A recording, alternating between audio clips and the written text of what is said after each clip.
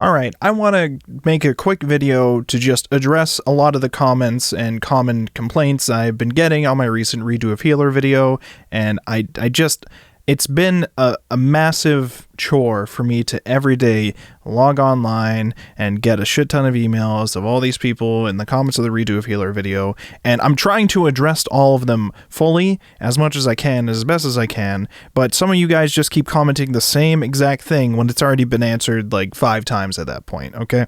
And some of you don't really have anything to defend at all, and you just want to be vague about your points, okay? So I just want to just specify exactly my thoughts about some of the things that it seemed like people were unclear about, okay? And some of this is probably because I didn't word it right in the video. That's why this is a whole learning process. You know, now I know for the future to clarify my wording with certain things so that you guys don't misinterpret them, okay? The biggest complaint is that a lot of you think that just because I made that line in the end about this show being for abusers, you think that means I'm saying if you like the show, you're an abuser. That's not what I meant to say, okay? What I was trying to imply was that this is a show whose target audience is probably people who either are abusers or have thought about or could potentially become an abuser in the future. And obviously, it's not the case that all of its viewers are abusers, okay? Obviously, there is a big crowd that just likes to watch edgy content. It doesn't matter what the content is or the implications of it. They will just like the edgy content no matter what is inside of it. And that's perfectly fine. I had assumed, wrongly so I guess, that all of you would understand I was also including them as a demographic for this. But I'm not trying to imply that if you watch the show, you're an abuser. I'm definitely not trying to imply that any of you guys that like the show are a rapist or anything like that. I've never tried to imply that at all. But people who think that seem to feel very strongly against me for that wording at the end. So if you misunderstood that, I apologize. That's not entirely what I meant, okay? With that out of the way, the next thing that I want to talk about is the confusion with his powers and why I don't understand a lot of the writing with the story, okay? Because another thing that people seem to be weirded out about in the comments is they think that I just hate this show just because it's controversial. And that was not even the point of the video. The whole point of the video was to say that I don't like it because the writing doesn't make sense. It's not the case that I just hate the show because it has edgy content and features revenge rape. No, I hate it specifically because the premise of it and how the story progresses does not make sense to me. And I tried wording why it doesn't make sense to me. But a lot of you were saying, oh, you can't really tell from these first 2 episodes. I read the goddamn manga. I know I might not have made that very apparent in the video. I read the goddamn manga, and I know the manga's not done, and I know the light novel's probably ahead of where the manga's at, but I'm at a comfortable point where I can say that I do not understand any part of how the story is going with this and how this is happening, okay? So some people were trying to say it's going to become clear later.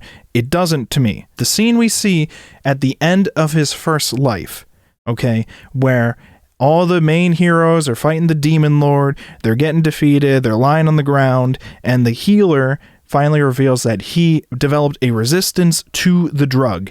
He goes around, starts beating up the other demons with all these spells that he now has, and then he all of a sudden defeats the demon lord, gets this powerful stone. I think it was called like a philosopher's stone or something. I don't really know what it was technically called, but this stone that he says gives him power akin to a god, to the point where he can turn back time. This is a stone that the heroes were needed in order to exact their plan of world domination. Okay, that was their whole reason for going after the demon lord for it. It wasn't to like save the kingdom or anything. It was to exact world domination, right? So he gets this stone, and instead of exacting his revenge then and there when he can, and he already has the abilities that he would go back in time and get, right? Because he clearly has them if he's able to defeat the demons with them, right? He has those and a stone that gives him powers akin to a god. There is no reason at that point, in my mind, to turn back time just to be able to exact your revenge when you can just exact it then and there. So some people had clarified to me, oh, he did that to gain more powers. But he didn't. Well, first of all, some people said that he went back in time because he needed to steal powers. Well, he doesn't, because he's using them at the end of that first life against the demons. Okay. So some people were also trying to clarify it then when I pointed that out and say, no, he was doing it to gain more powers, to get stronger, or because the heroes were already dominated the world at that point and need to go back in time to save the kingdom. First of all, his goal was never to save the kingdom, okay? Later on in the manga, he uses this as some kind of like propaganda thing that he like picks up to try to like move people towards his side, being like, oh, these heroes are actually evil, which he's not wrong that the heroes are evil. Right? But his goal was never to get his revenge on them and save the king. Like, his goal was never to stop them and save the kingdom. His goal was always just to get revenge on them. He never gave a fuck about the kingdom at all. He only gave a fuck about getting his own revenge. That has been his entire point for all of this. When he says, I'm going to heal this kingdom, when he has the stone in his hand, he's saying that not as a phrase that he's going to like fix the kingdom himself by going back in time and stopping the evil heroes. No, in that scene, he's saying it as, I'm going to just turn back time. That's the point of what he says. He never is thinking at that point, I'm going to turn back time to stop you from taking over the kingdom, because apparently they needed this stone to take over the kingdom. So they haven't taken it over yet fully. Maybe they had a very strong hold on the world at that point, but they have not taken over. They needed the stone to take over. He had the stone. He could get his revenge. He could have stopped them. He didn't. He went back in time to experience it all again. Now, to address the issue that maybe he went back in time to gain more powers, because maybe he had the powers before, he just wanted to gain even more and become even stronger. Okay, so we turn back time, and suddenly we have these same powers that we had in the past life. Because, by the way, that's the other thing too. How does he gain the power to steal other powers? Because the only way that it makes sense to me is, okay, so the whole premise of this show is that when the healer heals someone, it's a traumatic experience for them because they relive all of their life experiences and they have like a big overload in their mind of all of those. And a big part of this is also the pain that they're healing as well. So it's a very, very traumatic experience through that. Not just the fact that they're healing a hurt limb, it's the fact that they're experiencing all of their past experiences, and it's a mental overload. That was like when he heals the sword woman, he's seeing a shit ton of flashes of her life, right? And that overload is what causes the trauma. Now, this is actually an interesting concept to me. It's probably one of the most interesting concepts of the show. It was disappointing to me that the show then ignored it. Okay, so in the second life, he has the trauma happen the first time when he heals the sword woman. But it doesn't happen at all when he's trying to like do any healing after that, right? So I'm not sure what happens in the third episode yet. I haven't actually watched it. I think I downloaded it. I haven't watched the third episode yet. But I know in the manga, it gets to a point where he's healing people's limbs. He's healing people just to gain information about their life, right? This is something he regularly does in the story, and it no longer harms him. So what was the point of that if it's not just a way to set up the plot to have him abused? So he goes back in time, manages to remember that this is him redoing his life. He remembers his past life. He remembers all the past abuse. And instead of trying to expose them or prevent the abuse from happening or attempt something else in this current life, he lets it all happen again initially, with the stipulation that one, now he's able to, I guess, see all their abilities and their names with that like special eye he has, and then he also just is knowledgeable enough now to know to actively start stealing experience points and copying skills from heroes that are having sex with him, I guess, or just stealing abilities in general. So he's now conscious of this. He does still become addicted to drugs. He blacks out for like the 6 months until he gains his drug resistance earlier because he started eating a shit ton of mushrooms when he remembered his past life, so he could build up his resistance early. Okay, so he breaks out of the mental shackles that were holding him back. Okay, so now he's able to get his revenge earlier, way earlier in this life. But like, to me, when he's lost his mind from the drugs, he's no longer conscious of the differences going on and is no longer conscious to like know that he should be actively stealing abilities or XP actively. Because it seemed like it was kind of like a passive thing that was happening. They would drug him out of his mind, he would heal them, and eventually through that process, he would just be passively learning the abilities. Turning back time doesn't seem like he's gaining anything more. Like, through the first life, he would have already copied these abilities or gained those certain XPs from those people at that time. When he turns back time for the 6 months, if he still has them from the past life, I'm not even sure if that's how that worked. If he still has them from the past life, then it's probably going to be either skills he's already copied or a minuscule amount of experience points compared to where he's at currently then at that time. So like, in my mind, when he goes back in time, he doesn't have the original stats and skills that he would have had in the past life, because otherwise he wouldn't have even let them abuse him all over again. He would just get his revenge. Obviously, in the story, he had to have let him abuse him so he can gain his abilities all over again. In my head, that just seems like at that point, he's weaker than the end of first life Kaiyari. He just is actively weaker. Because instead of having the years of experience grow at that point, he has now gone back in time, and he has only grown himself for the 6 months. So it seems like at that point he wouldn't be as overpowered as he's supposed to be in the scene where he gets his revenge on her, but somehow he is. So to me, that portion of it doesn't make sense to me. And to me, the first 2 episodes of the show are going to be the peak of the series, because I've read the manga, and I don't think any of the future stuff that happens is any worse than that first initial thing. And when I've expressed this in the comments, people are just go out of their minds when I say that, because they're like, oh, you don't know anything about what happens next. You don't know anything. It gets so much worse.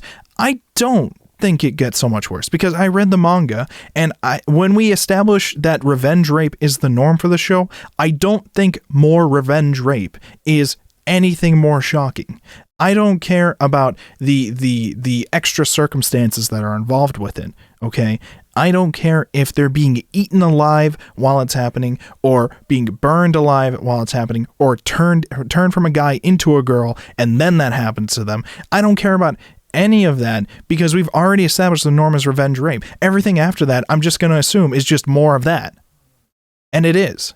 To me, the most fucked up of the show was that initial first scene, just because of how, like, because it's the part of the series where it actively commits to the action. It fully commits to the revenge. It's the most impactful because it's the first case of him saying, this is it. This is happening. I'm actively going to pursue this life. And after he pursues that, the rest of it is just gonna be not as shocking. It's just not going to be as impactful, no matter how fucked up you think it is in comparison.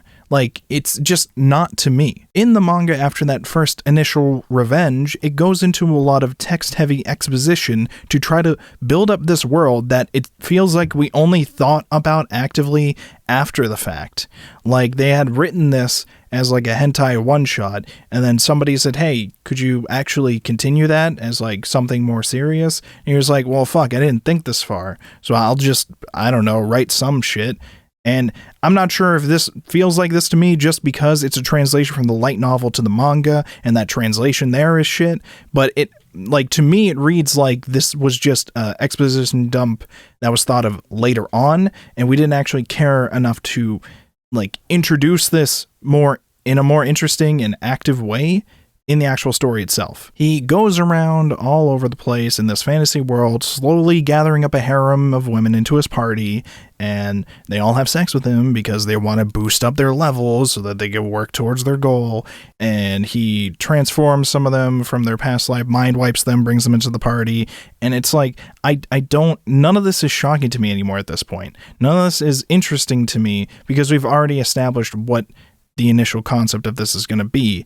And we have this whole revenge premise, which is only interesting in the fact that he uses that concept to intrigue the fox girl into willingly joining his party as opposed to manipulating her into doing so, like he does with pretty much, I think, every other person in the party, except maybe the demon lord. I forget how he convinces her to join the party. He goes around without like a clear idea of what he wants to do. He's just like, oh, this hero showed up here, I guess I'll get my revenge on them now. The other thing that has been really annoying me lately with some of your comments is the amount of comments I'm getting with this big disconnect over the fact that I compared Redo of Healer to Shield Hero as if I was the first one to ever have done this.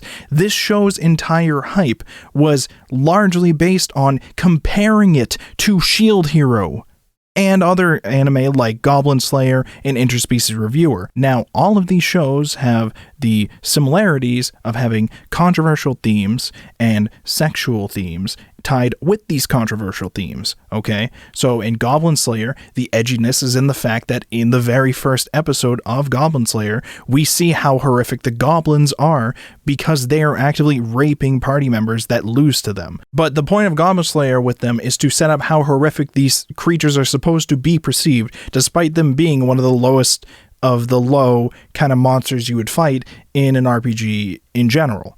Now, after that initial scene, after we've set up that, hey, goblins are kind of fucking horrific, we kind of shift into just a generic D&D setting.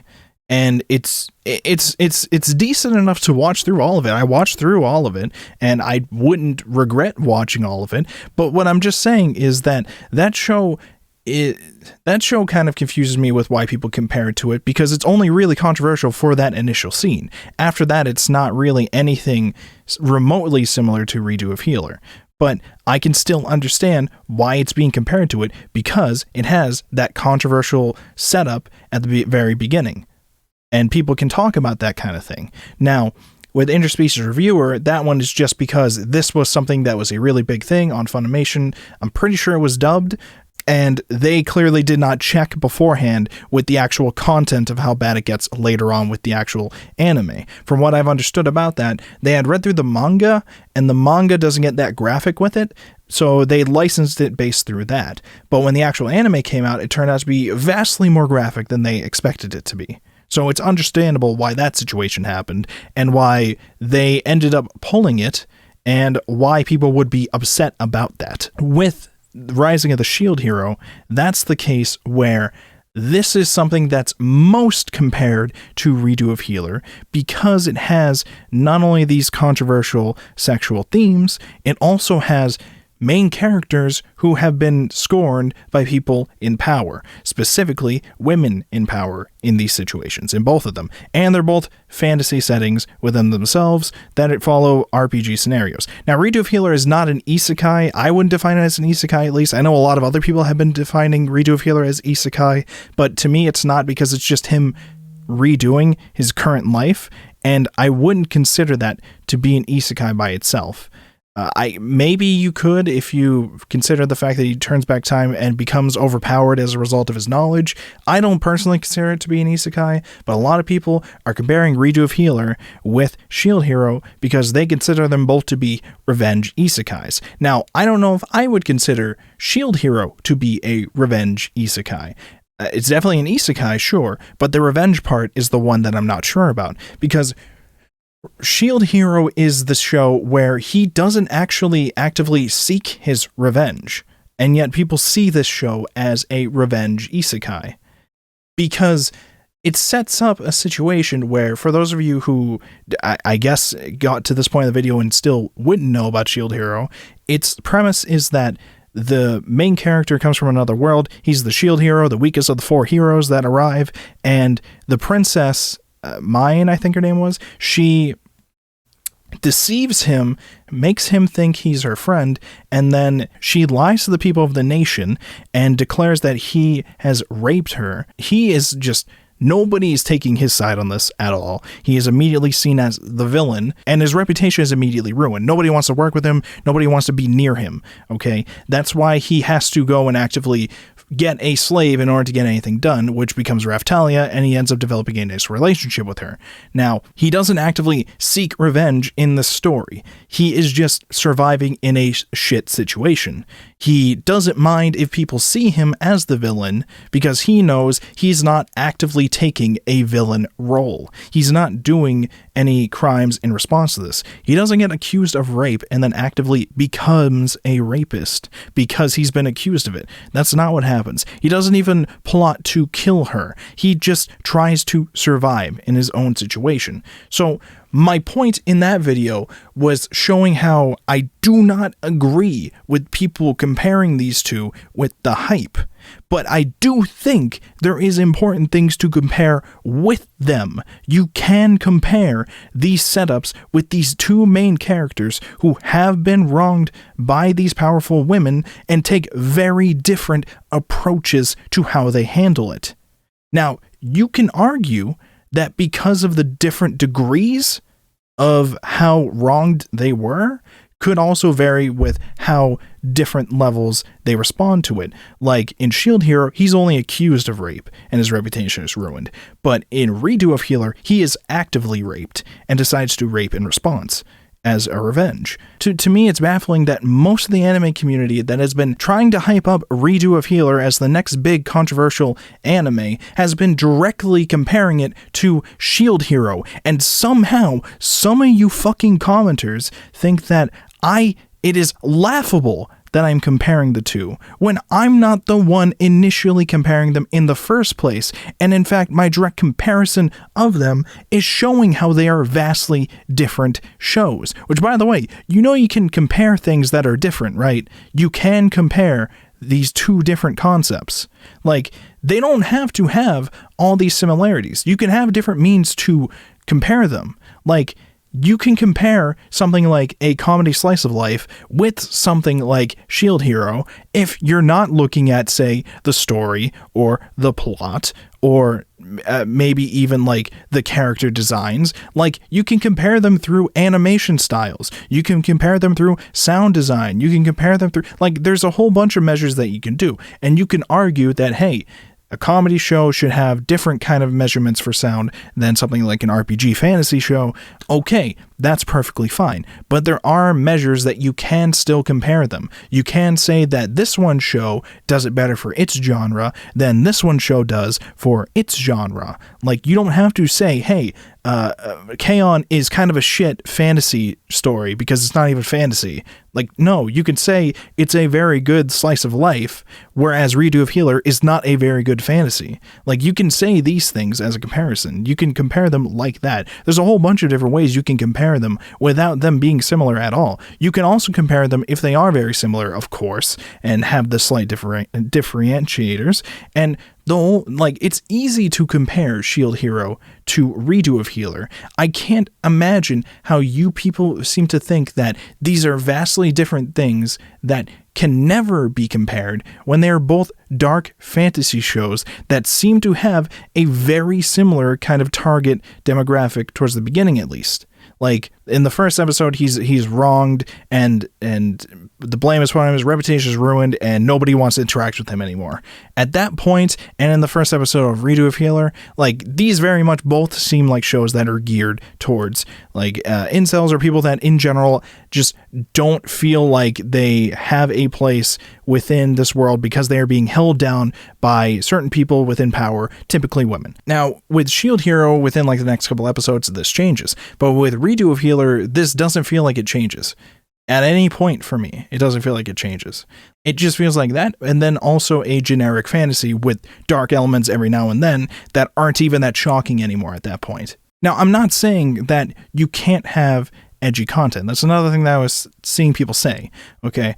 You can have edgy content. Edgy content can be fun. Edgy content can be entertaining. Edgy content doesn't have to be written well. I personally would like my edgy content to be written well. There is a lot of edgy content that is written well. I do not think Redo of Healer is edgy content that is written well. Now, I've received a comment in, I think like last night or something, linking a video from Natalie X Hunter, and I actually recognized the name when I first got the link to it, and I follow her on Twitter apparently, but she she also follows me back, but she follows like everybody. I guess she's got like 10K followed and following or whatever. So it's one of those accounts. I don't know if she's ever seen my video on this subject, but I watched her video talking about Redo of Healer, and her perspective is really interesting because she's coming from a background where she used to be an author. And because of that, she can bring a very unique perspective in the form of writing. But in the video, she focuses mainly on the fact that edgy fiction in general does exist and has been a thing that's been known to exist and has a place and has different markets than just incels, which is very much a thing that I can totally understand and I totally agree with. It is a very interesting video. I watched all of it. I think I had like downloaded the text version of it by like getting the subtitles and then like reading through it like that again, just so I could make sure that I looked through and understood what she was saying, because what she's saying is really interesting. I would definitely recommend you go check out that video. But I think she typically does like ReZero and Attack on Titan kind of like episodic reviews, and I'm not really into watching those kind of videos, but she seems very well spoken, seems to have a very nice structure with her reasoning for these things. So I would definitely recommend you go check her out and her stuff.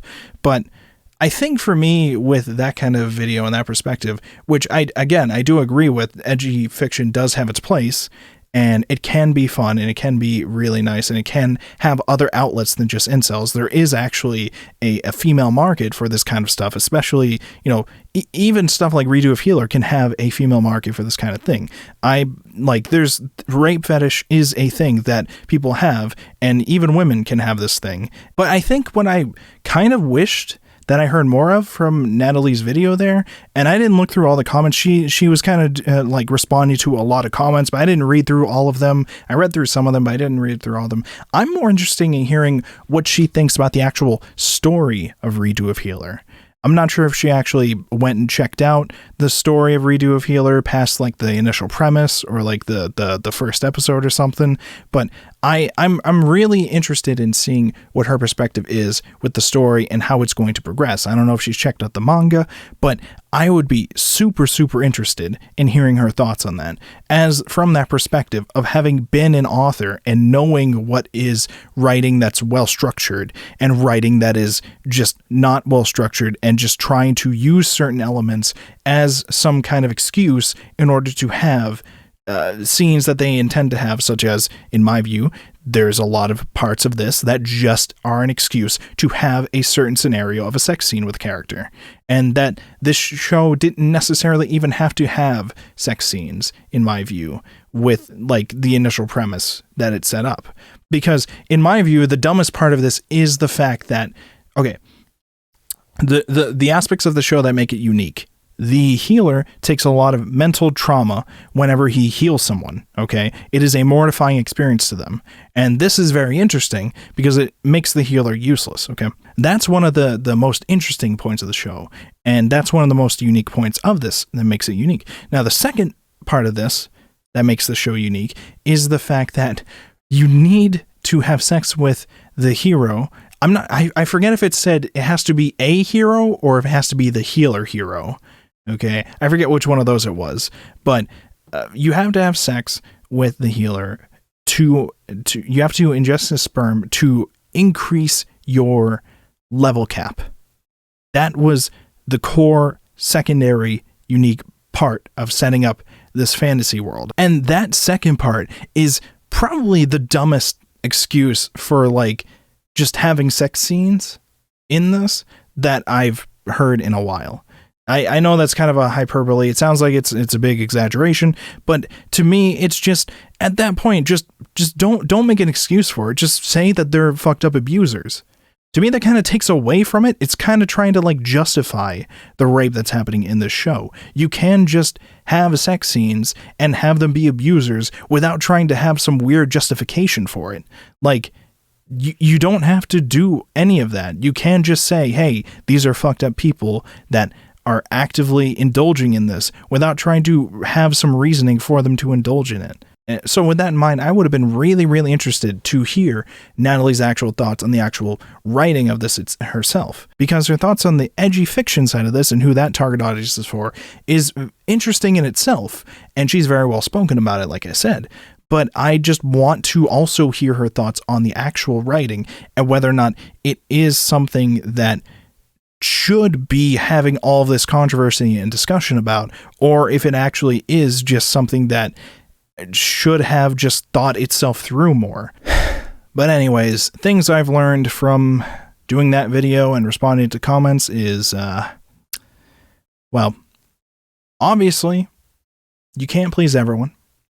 And also, gotta be very clear on your words, I guess. When you shit on something, you have to be like hyper specific because people can't understand things that you're implying. But I guess like a problem that I seem to have with some of my wording of things is I say something and I assume that you will also understand I mean this and that along with it, and I don't have to add 5 other sentences to explain that. I just assume based on the rest of the work and that sentence that you will understand that I also include this and that. But for some reason, some of you just tunnel down on that one thing I said, you snipe it out and say, oh, I can't believe you mean this. Why would you actually think that watching the show makes you an abuser? What the fuck is wrong with you? Like, obviously I don't actually think watching the show makes you an abuser. I didn't directly even say that. I said this show would probably only appeal to abusers. I said I can't see how this show appeals to anybody who isn't abusers. Obviously, based on the content of the work and the actual title of the video, it would also appeal to people that like edgy garbage or edgy content in general. Again, I see it as garbage from its writing. I wasn't even discussing in my video the controversial stuff itself. I could have just spent the entire video scoring morally easy slam dunks that anybody could have made, or do the, oh my god, I can't believe this show actually is doing this. Why isn't this? Who let this happen? Oh, no, I'm talking about the actual writing and how I just don't see it as anything that makes sense. We shouldn't have a discussion about whether or not this content is acceptable. We should more be focusing on whether or not this content makes sense. I don't know. I'm still responding to some of those comments on there, and I guess now I'll have to respond to comments on here as well.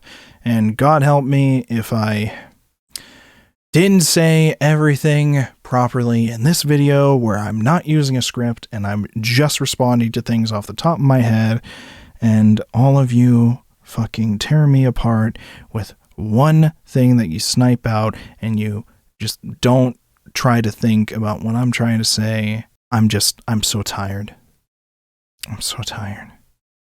And people are talking about the controversy of jobless reincarnation more than this. You know that, right? People are actively talking about how a show, an isekai, where the main character has pervy thoughts, is more controversial than this. You know why? I already said why in the comments, but I guess I have to say it again because most of you don't read them. It's because that actually has things to talk about with it. Like, that's a character that grows. He will eventually grow to not have these pervy thoughts. There's a whole arc where that happens. Right? And this is like a show that people are actually taking seriously because it's executed well and the writing makes sense. That's not the case for Redo of Healer. The writing doesn't make sense. And it looks like shit. And people aren't taking it seriously. The voice cast did not take it seriously. Because the voice acting is really good. But I read an interview on the website where the voice cast were saying, yeah, we had a great time recording it. You know why they had a great time recording it? Because they treated it like a joke. Like the joke that it is. Which is perfectly fine. They don't have to give a fuck. They can just have fun with it as a joke. When I just sit here and say that I don't like the writing, and you guys call me triggered, I don't know what to do with that. I don't know what to do with it. I'm not sitting here saying I hate the show because it has too much rape. I'm saying I hate the show because it's fucking doesn't make sense. What do you want from me? What do you want from me?